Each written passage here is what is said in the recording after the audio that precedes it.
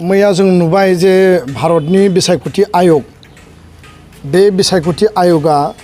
Final delimitation बेनि जि data बेखौ बिथांमोना फोसावदों आरो आसामनि जि समस्ति दाफामनाय जि हाबाफारि बे हाबाफारिनि गेजेरजों बिथांमोना मैया बेखौ फोसावनाय जों नुदों आरो बेखौ जोङो गोथौ आरो गुवारै गासै जिखिनि बिथांमोननि तथ्य दङ बेखौ स्टाडि खालामनायनि उनाव नुबाय जे बिथांमोननि जि ड्राफ्ट 20 जुनाव जि ओंखारदोंमोन बे ड्राफ्ट आरो फाइनाल जि डिलिमिटेशन बे मोननैजों 99.9% बेयाव माने गोरोबलायो मात्र बिथांमोना 19टा विधानसभा समष्टिनि मुंखौ सोलायदों आरो मोनसे लकसभा समष्टि मंगलदैमोन बेखौ ड्राफ्टआव दरं होबाय आरो दिनै जों फाइनाल डिलिमिटेशनाव नुबाय बेखौ दरं उदालगुरि नाम होदों आरो मोननैसो विधानसभा समष्टिनि एसे एनै सिमा बेखौ सोलाय सोल' खालामनायनि बादै आसाम आरो बड'लेण्डनि बिटिआरनि रायजो राजाफोरनि जि हप्स एन्ड एसपिरेशन दंमोन पलिटिकल राइट्स आरो डेम'क्रेटिक राइट्सनि जि बाथ्रा दंमोन बेखौ टटेलि बिथांमोना जोगारनानै बिथांमोना जोंखौ गिनिपिग साजायदों हियारिंनि नामाव आरो लोगोसेनो बिथांमोना जोंखौ माने असनमान खालामदों आरो दिनै हियारिंआव जि बाथ्राफोरखौ बर'नि 13टा आफादफोरा जि बुंदोंमोन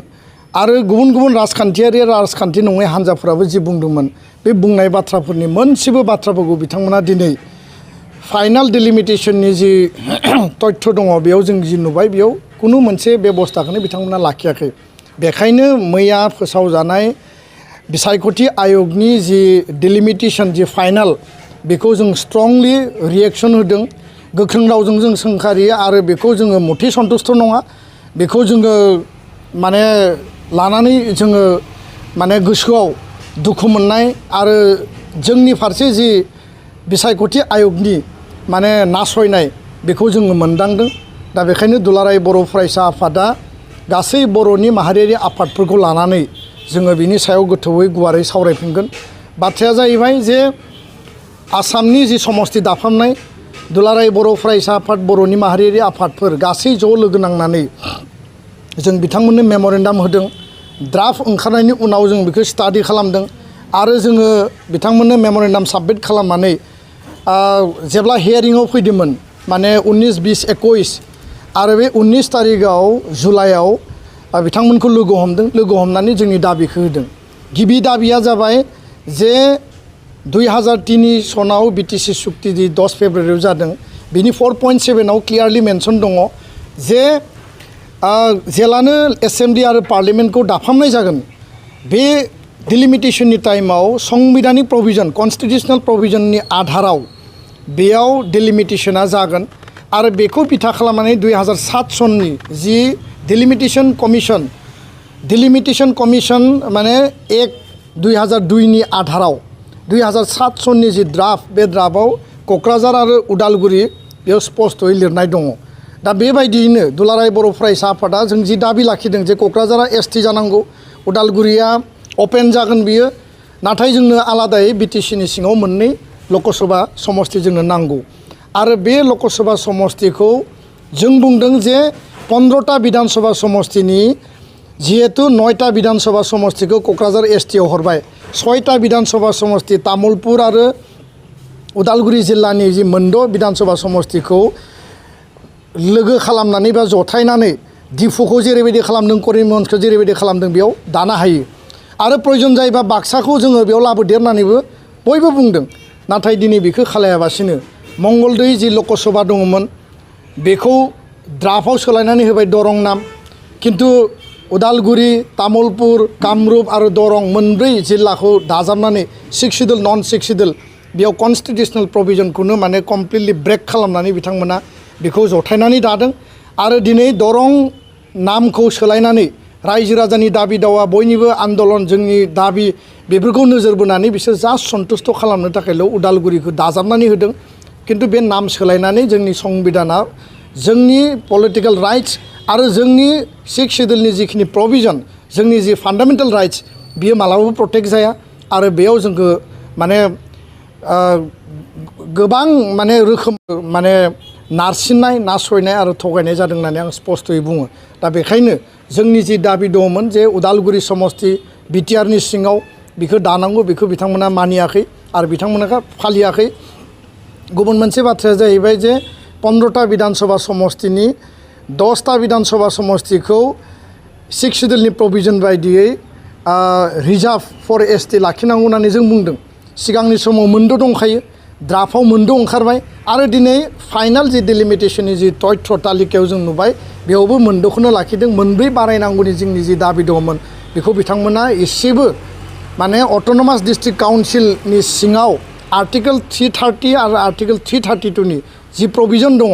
रिजार्भेशन फर शिड्यूल ट्राइब बे बाथ्राखौ लानानै बिथांमोना कुनु मोनसे संबिधानिक इन्स्टिट्यूशन संबिधानिक बडि बे इन्स्टिट्यूशना दिनै संबिधान रक्षा खालामनायनि थाखाय हाबा मावाखै। दा बेखायनो बे जि मोननै जोंनि जि मुल दाबि दंमोन गाहाय दाबि दंमोन मोनसेबो दाबिखौ आय'गा दिनै बिथांमोना बेखौ खोनासंनानैबो बिथांमोना दिनै मानिनानै लायाखै आरो फाइनाल डिलिमिटेशनाव ओंखाराखै। बेखौ जों खुद्रिदों, दुखु मोनदों आरो जों स्ट्रंलि बेखौ जोङो माने रिएक्सन खालामदों। बाथ्राया जाहैबाय जे बिथांमोना बुंदों जे मोनफ्रोमबो स्पष्ट बाथ्राखौ बिथांमोना लाखिदों। मोनबा गाइडलाइन आधार होदों संबिधाननि आधाराव आरो संबिधानिक इन्स्टिट्यूशन हिसाबै जों संबिधाननि आयेननि नियमनि आधाराव खामानि मावगोन होननानै हियारिंआव अनुप कुमार पान्डे बिथाङा जोंनो बुंदोंमोन इलेक्शन कमिशनारा। किन्तु जों नुबाय